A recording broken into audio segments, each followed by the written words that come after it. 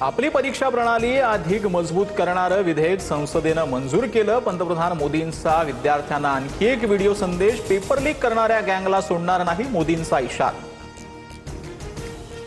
पंतप्रधान मोदींनी घेतली राष्ट्रपती द्रौपदी मुर्मूंची भेट। पेपरफुटी विरोधातील विधेयकाला दोन्ही सभागृहात मंजुरी मिळाल्यानं भेटीला महत्त्व।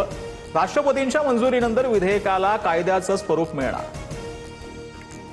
जंतर मंतरवर शांततेत आंदोलन करणाऱ्यांवर कारवाई नाही, मात्र गुन्हेगारी पार्श्वभूमी असलेल्यांना दिलासा नाही, दिल्ली पोलिसांचं स्पष्टीकरण। सुप्रीम कोर्टाच्या आदेशाचं दिल्ली सरकार पालन करणार। भाजपकडून मला अनेक ऑफर, अभिजित दिपकेंचा मोठा दावा। आंदोलन मागे घेण्यासाठी आईवडिलांना धमक्या दिल्याचाही आरोप, तर धमकी देणाऱ्यांचं नाव सांगा, बावनकुळेंचा आवाहन।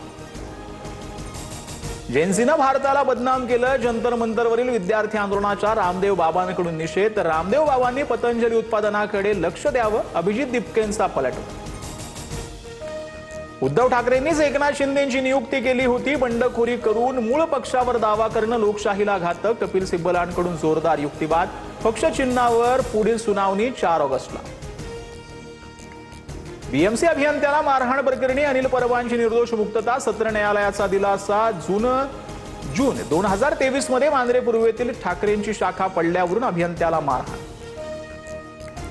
सांगलीतील ईश्वरपूरच्या नगराध्यक्षपद रद्दच्या आदेशाला स्थगिती, पुढील सुनावणीपर्यंत आनंदराव मलगुडेंचं नगराध्यक्षपद कायम। कारवाईबाबत जयंत पाटलांकडून काही दिवसांआधी फडणवीस शिंदेंची भेट।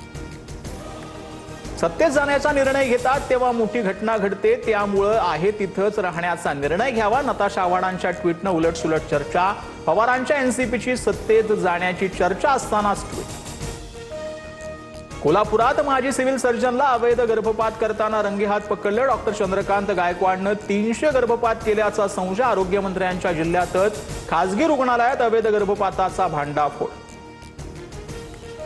मुंबई, ठाणे, पालघर आणि रायगडला मुसळधार पावसाचा इशारा। समुद्र किनाऱ्यावर 50 ते 60 किलोमीटर प्रति तास वेगानं वारे वाहण्याची शक्यता। तर रेड अलर्टमुळे उद्या यवतमाळ जिल्ह्यातील शाळांना सुट्टी। लोकसभेनंतर वंदे मातरम विधेयक राज्यसभेत मंजूर। वंदे मातरमचा अपमान हा आता फौजदारी गुन्हा ठरणार। दोषी आढळल्यास 3 वर्ष कारावास किंवा आर्थिक दंडाची तरतूद।